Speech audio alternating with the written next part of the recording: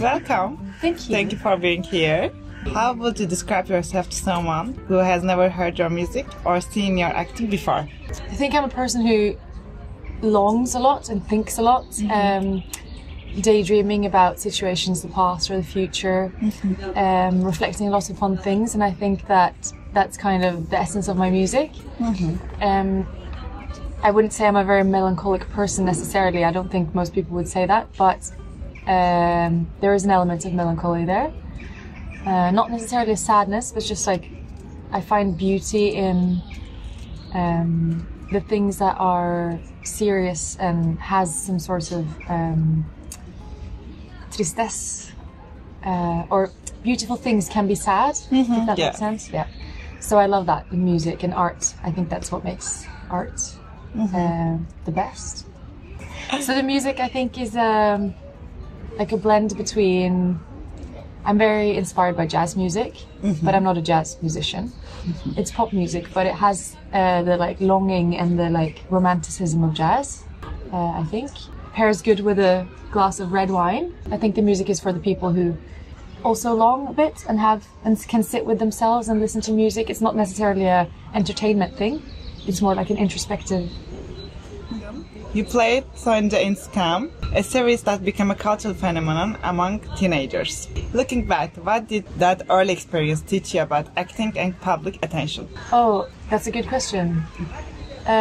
So I was living in England at the time. I lived in Liverpool, where I studied music, and they just flew me in for the part. So I was flown in and I played the part. I didn't really get to know the other actors that much, because I didn't live in Oslo. I just said hi, but I wasn't really a part of the like Skam community. And it was such a nice experience, but my roles or my scenes were very short. Although the character had a really big part in the series, like in the story, I wasn't that much in it. So I didn't have that much time to get to know the people. So what happened was that I flew back to England, and then when I came back like a month later or something, and Skam blew up, I kind of didn't really understand it until I was in situations where people would get shocked by seeing me or film me on the bus and stuff. But it was very much in Norway. It was also in England, but not that much at that time. It blew up first in Norway. And so when I was on the flight train on the way home from the airport from England to Oslo, or to my home, people were like stopping me, wanted to take photos. Sneak filming me, and it made me very anxious because it was like all of a sudden, and I didn't understand because it didn't have anything to do with me. Do you understand? Like it was something about the show, and I didn't really know the actors and the rest of the Skam, so I got very nervous. And I remember talking to my cousin about it, because my cousin is also in Skam, Carl Martin Eggesbø. He plays Eskil, and I talked to him about it because I felt if we would go out in a bar or something, people weren't normal. They weren't acting normal towards me. Like, we came into the bar and everyone was like, that's Sonja from Skam, that's Sonja from Skam. You could tell like everyone was acting weird. And that's, it's an experience because it makes you feel weird. But now it's fine because now the hype is gone. In Threesome, your character Kaja is emotionally complex and plays in a rather unconventional story. What drove you to this role? And how did you prepare for such an intense character? I think that there are elements of a character that an actor plays in oneself often. Not that I'm like Saxa, but I have some elements of her that I kind of just exponentiate or make bigger. So it was really about like channeling that emotion in myself and becoming her. A lot of it happened actually during the scenes while we were shooting rather than preparing for it, because a lot of it has to do with also the dynamic with the other actors and the situation where it happens when you're filming. Then from Sonja in Skam to Kaja in Threesome and Saxa in Ragnarok, these are very different for me. Which one challenged you the most emotionally? Saxa. I have yet to play a role though that is even more challenging. I think that the roles that I've played, a lot of the roles that I've played up until now has been kind of in the same territory. And so I think it would be cool to try something more challenging. We'll see if I get that opportunity. You become widely known for your role as Saxa in Netflix. Ragnarok. How did the opportunity come to you? In Norway, the acting community is quite small. Like everything else, it's a very small country. So the way it works is that when you start doing theatre, and I started very young, doing like musical theatre and things like that, you're kind of noticed by the people who cast for roles and stuff. So they kind of know, and then I also continued doing acting when I was in my teens. And so you're kind of in then the database of the people, of the agents. So they actually just, I was living in England studying music, and they just sent me an email saying like, "Hi Teresa, we have a part in this series about Northern mythology, fantasy series. Do you want to try it out? We think you can be good in it." And since I was living in England, I did a self-tape. So I just put like my phone up, and then I recorded the other role here, and then I played it, and then I played against myself. Does that make sense? And then I sent it. Wow. Yeah. And then I remember thinking, when I heard that it was between me and someone else, I remember thinking, if I don't get it, it's fine. Then I'm going to stay in Liverpool and study and finish my studies, which is what I was planning on doing, which is a good thing.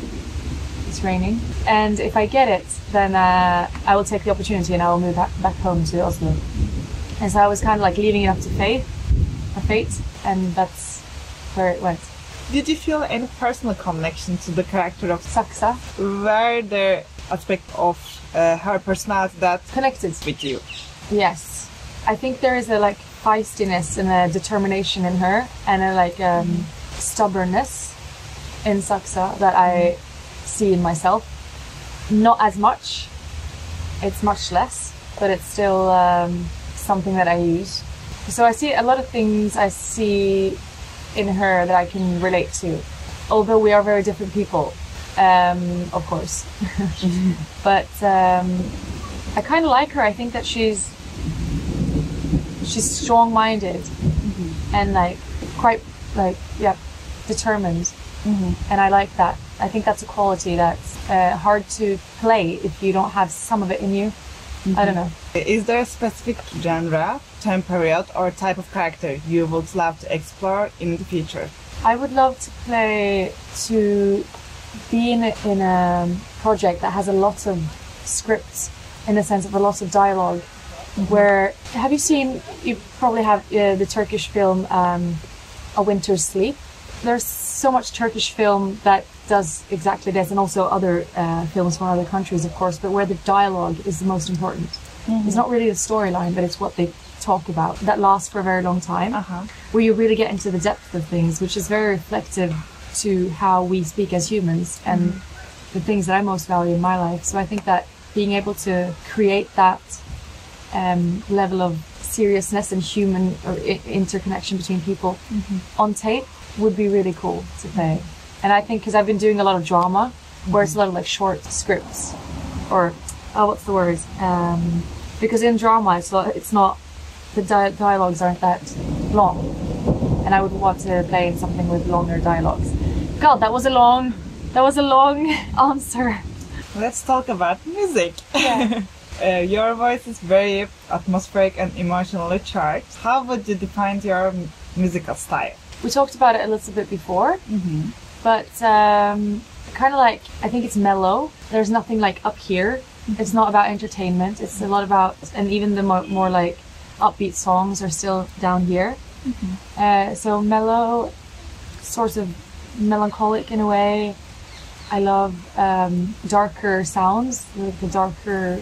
That's hard to explain, but that the lyrics also have an importance, and of course the melody, that it is melodic enough to kind of encapsulate feeling of longing and feeling of melancholy, and I don't know. This is such a hard question to answer. I think I'm so much better when I write, because then I can stop and then I can think when I'm.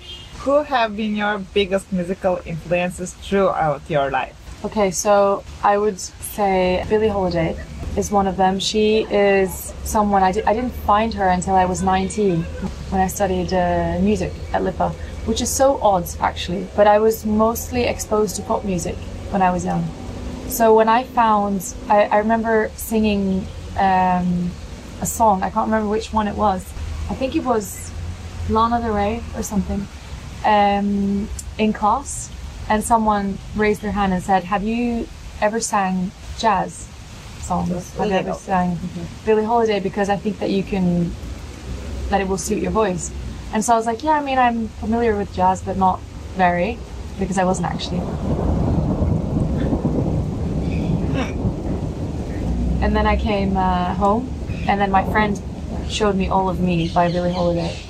And it was like I was looking for that in pop music. I was looking for that nerve in pop music and couldn't find it. And it just made sense to me. What's your vocal type and vocal range, and how has it evolved with your artistic journey?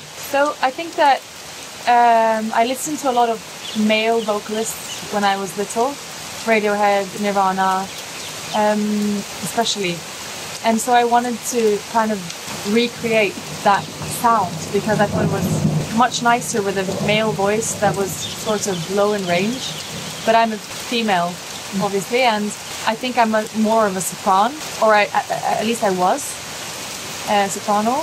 So I tried to, because I didn't want to sound girly, because my music style wasn't, when you like mellow, when you listen to a certain type of music, you think that perhaps it fits best with a male voice. For some reason, I don't know why. Until I found Lana Del Rey, where she sings beautifully in that area of like, but she isn't, she's girly, but she's not girly, do you know what I mean? Yeah. So she's not super, super high, and even if she is super high, it really works. But I trained my voice to lower it. So I think that's what I've done. And I was very afraid of singing very high. But my best friend Alva, she said, why are you afraid of it? Some of the best female artists sing really high. You can sing however you want. You don't have to be more masculine to be able to make that type of music that you want, which is really cool. And then she showed me a lot of female artists, and one of the ones that she also talked a lot about was Lana Del Rey. So now I like to do whatever I want, but I still like to sing lower, like more in the alt area. This is crazy! And unexpected. Yeah, Yeah, that's unexpected. but it's like ASMR. It's gonna be like nice ASMR sound. Oh. Yeah. Okay. Do you work with a vocal coach? I haven't done that much vocal coaching. I did take singing lessons when I was a child for like one semester or something. But I found it, I remember thinking then and there that she was trying to like, when I sang the way that I wanted to, she said that I shouldn't do it. And so I was annoyed because I wanted to sing, I thought that the imperfections were kind of cool. Well, she really wanted me to sing very clear and very like, so much so that I felt like the personality of my voice disappeared. Yeah. But I think perhaps that the best thing would be somewhere in between. So I think I could have learned a lot from her because I didn't really know that much about technique. But I think if I would have learned the techniques from her and then applied my own style, would be the best.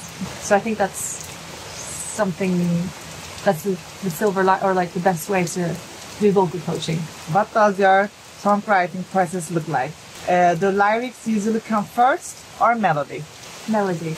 But sometimes it's interesting because melody comes first, but it can also come with words inside it. And it's almost like it's like archaeology, trying to like scrape away in the melody to find where the words are, because often in a melody there's word sounds, right? It's kind of cool because it's like my subconscious trying to say something that I don't really know what is, and then I try to find out, and then I create something else from what is under there. And then I also have like a bank of, if I have some ideas or thoughts or words or sentences, or I write it down on my phone. And so I have a list of like ideas, long list. So if I want to put some words into a song, I can take it out and try and scissor it together and sew it together, and yeah. Your songs carry a deep emotional texture. Do you find it healing or difficult to express such vulnerability through music? For me, it's so natural. I think that showing vulnerability in that way has never been something that I find difficult. But I can understand that some people do. But everyone has some things that they're good at. My weakness, for example, is being on stage and needing to be funny. If I feel like I have to entertain and be funny, rather than doing what I feel most confidence in, which is being serious and conveying emotion. Conveying emotion for me is what I do best, I think, in the sense of like being able to stand in something and show vulnerability and talk about it in a serious matter. But for other people, it's the opposite. They'll find being funny where they are most natural, and then showing vulnerability is really hard for them. But for me, it's not. It's just people are different. For me, it's the most natural thing, I think, yeah. How do you manage your time and energy between your music career and acting? You know, when you're acting, you're working a lot with many people at the same time, and there's a very tight schedule that you have to be a part of and kind of just accept. So I think that the more extrovert version of me comes out in acting, because I kind of need to put on that gear of being around people all the time and taking into consideration people, cooperating. It's a much more social thing, but with music it's much more introverted place where I feel very safe and at home. I also feel very safe at being more extroverted and out there, but these two balance themselves out so perfectly, because if I'm too much alone, I get insane. If I'm too much around people, I get insane. So it's nice balance. Great balance. Yeah, it's perfect. When you're on the stage, what's the one thing that you pay the most attention to do? And is it the microphone, your in-ear monitors, the costume, the lighting, or something else entirely? Could you share with us your most unforgettable moment on stage? Both the best and the worst. A magical moment and maybe a funny or chaotic one. Funny, that's my weakness. No, for me, I can never know until I'm on stage how it's going to go. So even if I feel nervous or not nervous or prepared or not prepared, I'm always prepared, but there's only so much that I can do, because everything comes down to how I feel when I enter the stage, and that's a combination of things. The audience.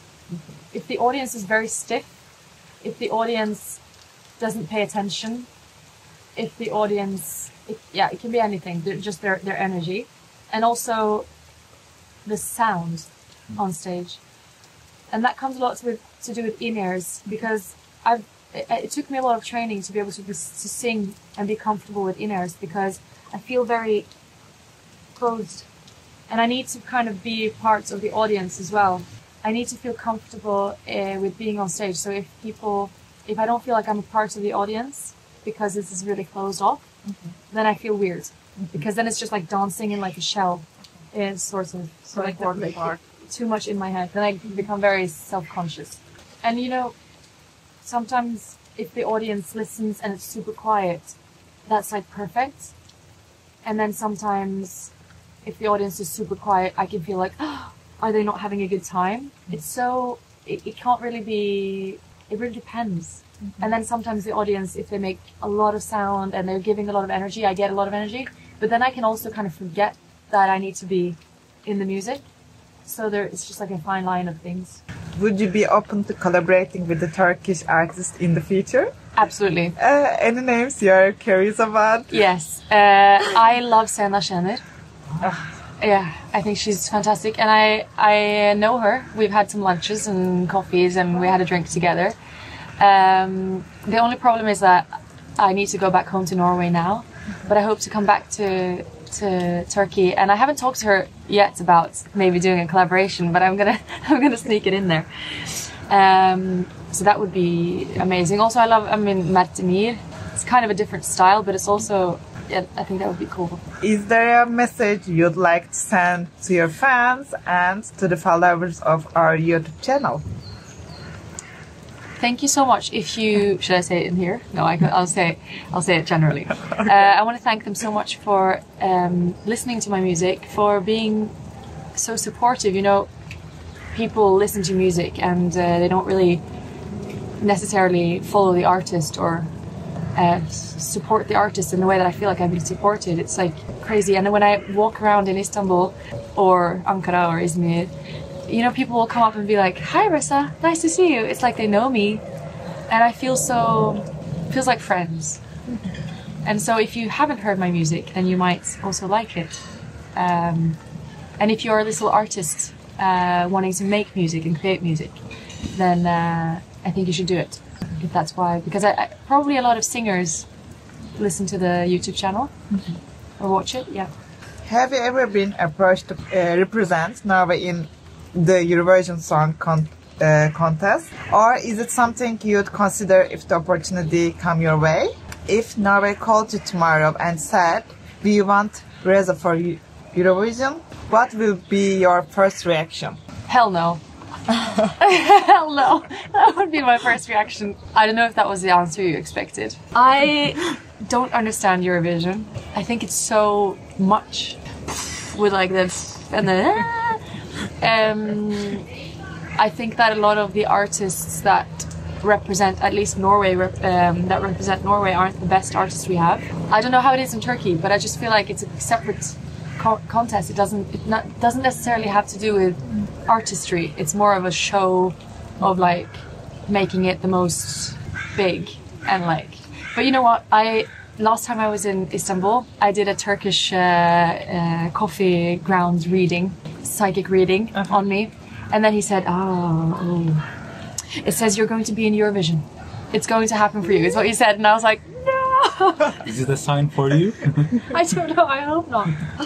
But then again, you never know because the path changes, and some of the judgments we have towards things aren't necessarily. I don't know that much about Eurovision, but I've never really watched it myself. This is a little tradition we have on Emre Yücelet channel.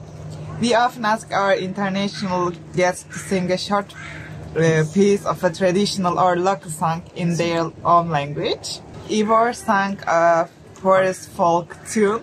Tarja and Flor shared lullabies from their countries. Would you be willing to sing as a little something as well? Just a short piece is enough. No pressure, of course, but our audience will absolutely love it. Let me think.